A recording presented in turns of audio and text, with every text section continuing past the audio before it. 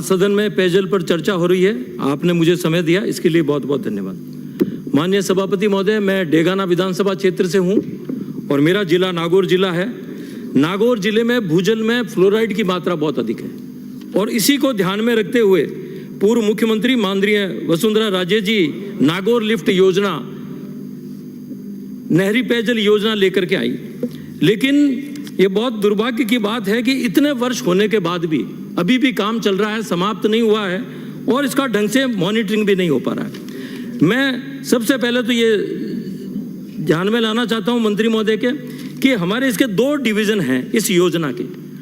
एक अधीक्षण अभियंता नागौर बैठते हैं, एक अधीक्षण अभियंता जायल बैठते हैं। एएन नागौर बैठते हैं, मेड़ता बैठते हैं, जायल बैठते हैं। डेगाना जो कि इसके करीब 200 गांव और 200 ढाणियों से अधिक में इसको पेयजल योजना ये है आपकी योजना, यहाँ कोई अधिकारी नहीं बैठता, जबकि एएन के 4 पद आपके रिक्त हैं। तो मेरा आपसे आग्रह है कि डेगाना तहसील में उपखंड मुख्यालय पर 1 एएन 1 जेईन बैठे, बेरुंदा तहसील में 1 एएन 1 जेईन बैठे और सांजू तहसील में 1 एएन 1 जेईन बैठे।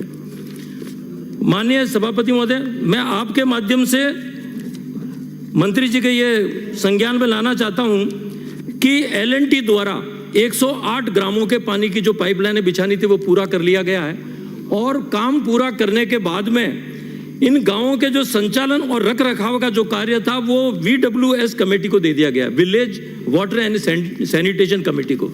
मैं आपको बताना चाहूंगा कि इस कमेटी का ना तो कोई वजूद है, ये कागजों में है कमेटी। इसके लिए आप ध्यान दें और ये ग्राम पंचायत को दें ताकि इसका रख रखाव संधारण ठीक तरीके से हो सके और इसको वित्तीय संसाधन भी उपलब्ध करवाएं। और ये पंचायत राज के द्वारा जो इसका फंड आता है, आप नियमित रूप से अगर देंगे तभी ये मेंटेन होगा, वरना ये इसमें कुछ भी नहीं होगा।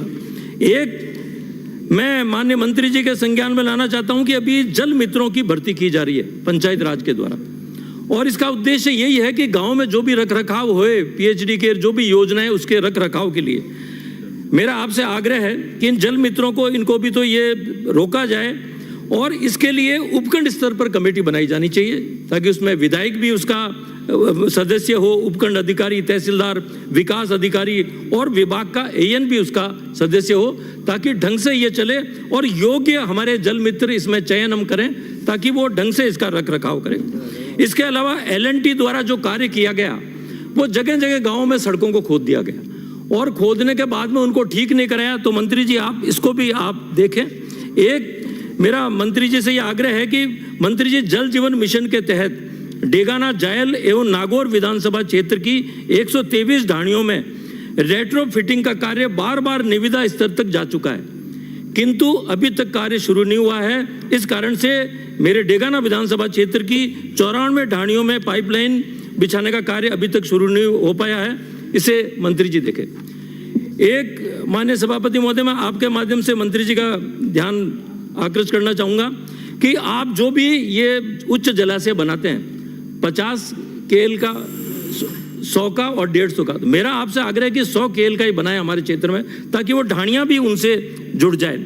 एक मैं आपका ध्यान आकृष्ट करना चाहूँगा कि NH 58 पर रोड क्रॉसिंग के कारण के 3 मामले वर्षों से पेंडिंग चल रहे हैं। इसके कारण से बूटाटी, चकढाणी और रैंड ग्राम के आधे हिस्सों को नहरी पानी पेयजल उपलब्ध नहीं हो रहा है। इसलिए आप अधीक्षण अभियंता को व्यक्तिगत रूप से पाबंद करें कि वो इसमें रुचि लेकर के इसको कार्य को शीघ्र पूरा कराए। अब मेरी ये भी मांग है कि अभी 100 ढाणियों और गाँवों में काम चल रहा है पानी का, तो पानी की समस्या को देखते हुए 3 फेज के 25 ट्यूबवेल, 50 हैंडपंप और 25 सोलर सिंगल फेज बोरवेल स्वीकृत करें। और मेरा ये भी आपसे आग्रह है कि जो सोलर सिंगल फेज के बोरवेल हैं वो ज़्यादा से ज़्यादा दें ताकि उसका बिल भी नहीं आए और विभाग को भी किसी तरह की कोई दिक्कत ना हो। अंत में मेरा माननीय मंत्री जी से आग्रह है कि आप शीघ्र नागौर जिले के विधायकों की एक बैठक जरूर इसमें बुलाएं, क्योंकि इसमें ना तो इसको ढंग से मॉनिटरिंग हो पा रहा है और उसमें डेगाना विधानसभा, जायल विधानसभा और मेड़ता विधानसभा के विधायकों को आप बुलाएं और जब आप बुलाएं तो इसमें अधिकारियों के साथ साथ जो इसके संवेदक हैं उनके प्रतिनिधि को भी बुलाएं ताकि आमने सामने बैठ करके काम और जल्दी से जल्दी